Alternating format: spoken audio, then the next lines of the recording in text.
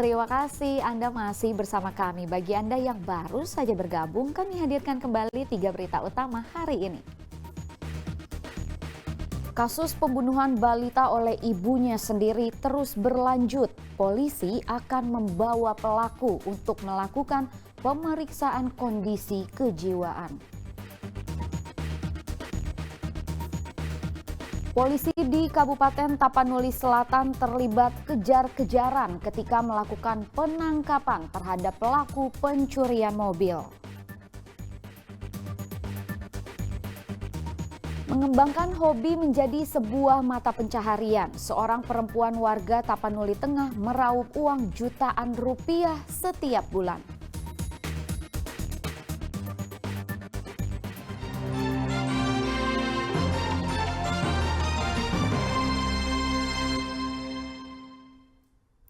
Polisi di Kabupaten Tapanuli Selatan terlibat kejar-kejaran ketika melakukan penangkapan pelaku pencurian mobil. Pelaku berusaha kabur dengan mengendarai mobil dengan melaju kencang. Pelarian pelaku terhenti setelah menabrak alat berat.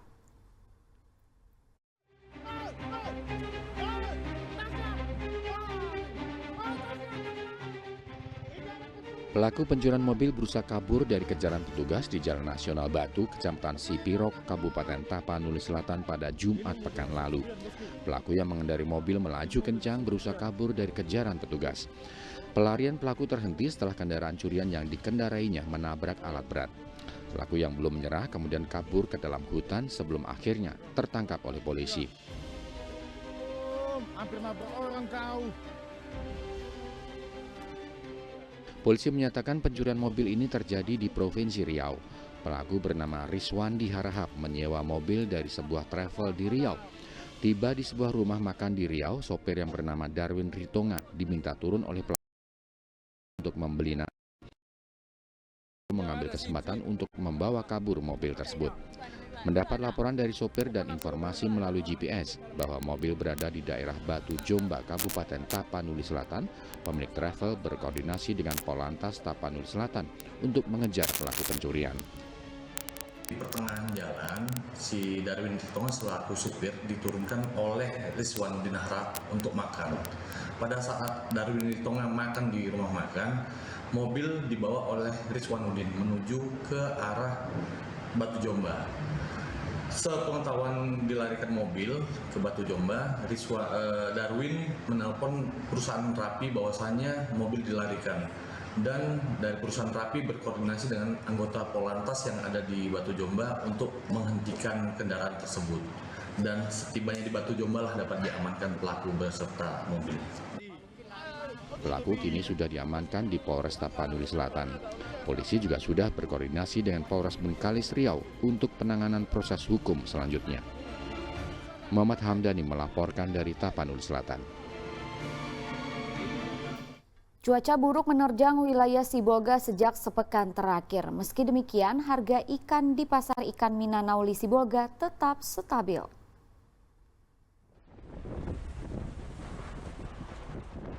Cuaca buruk berupa hujan dengan intensitas tinggi disertai badai menerjang kota Sibolga sejak 1 pekan terakhir. Beruntung hujan dan badai yang melanda tidak berdampak signifikan terhadap harga ikan di pasar ikan Minanauli Sibolga. Menurut seorang pedagang ikan di pasar Minanauli, cuaca buruk yang melanda Sibolga beberapa hari ini tidak berdampak terhadap stok ikan dan harga ikan. Harga jual ikan segar saat ini masih stabil berkisar antara Rp25.000 hingga Rp35.000 per kilogramnya. Apalagi persediaan ikan di kota Sibolga juga didatangkan dari luar daerah seperti Aceh dan Belawan. Hal ini dilakukan untuk mengatasi kekurangan permintaan ikan dari warga. Berpengaruh, cuman tergantung pasokan ikan karena dari luar pun banyak juga datang. Dari Sibolga nggak seberapa, dari luar yang banyak. Berarti dari Aceh. Biasanya dia jual harga ekonomisnya 27. Sekarang dia sudah turun. 26 gitu lah. Biasanya 27. Kondisi berbeda terjadi di pasar Aikabil. Meski cenderung stabil, beberapa jenis ikan mengalami kenaikan harga, seperti ikan sisik yang semula Rp20.000 per kilogram, kini naik menjadi Rp25.000. Sedangkan harga ikan sare dari Rp18.000 menjadi Rp22.000 per kilonya. Harganya nggak normal ini, udah tentu harga. Sisi ini sekarang udah 25, tapi yang dapat 20, 23, sekarang 25. Nah, sare biasanya 20, 18. Sekarang 22. Racun kali hanya 40, sekarang 45. Okay. Deman turun harganya karena pas badai turunlah deman banjir 13.000 deman. 13.000. Para pedagang berharap cuaca bisa kembali normal sehingga nelayan berani melaut dan persediaan ikan yang dijual kepada warga bisa melimpah. Tim Liputan melaporkan. Hobi merupakan kegemaran seseorang terhadap sebuah kegiatan, misalnya olahraga atau kesenian untuk menyalurkan kreativitas. Sebagian orang juga memanfaatkan hobi yang dimilikinya sebagai peluang untuk meraup penghasilan. Simak laporan berikut ini.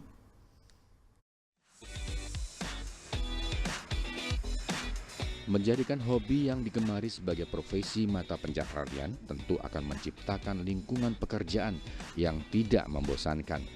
Itu pula yang dilakukan Nada Nurul, seorang warga Sarudik, Kabupaten Tapanuli Tengah, yang menjadikan hobinya sebagai sebuah profesi saat ini. Dirinya mengaku sejak kecil sangat gemar dalam bidang kesenian, mulai dari seni, bernyanyi, hingga seni lukis. Namun memasuki usia remaja, ia mulai tertarik pada seni desain busana. Ia pun mulai mempelajarinya sejak duduk di bangku SMK.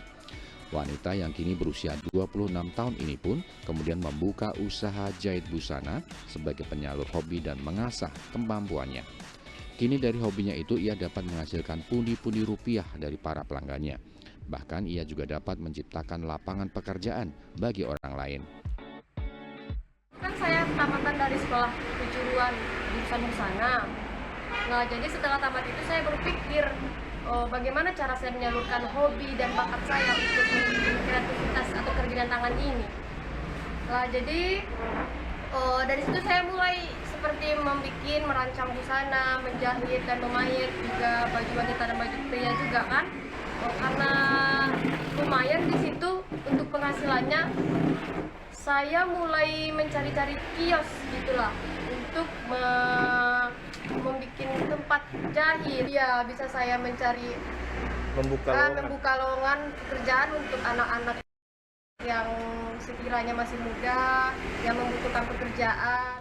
Nada pun senang karena dapat menyalurkan hobinya dalam bidang busana tersebut sesuai dengan hobi yang ia sukai selama ini.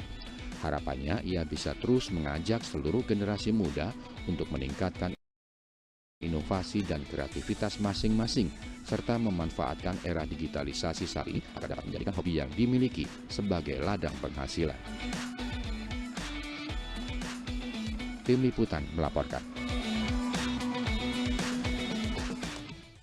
Laporan tersebut mengakhiri berita Medan hari ini. Saya Rizka Dior berterima kasih atas perhatian dan kebersamaan Anda. Selamat beraktivitas dan sampai jumpa.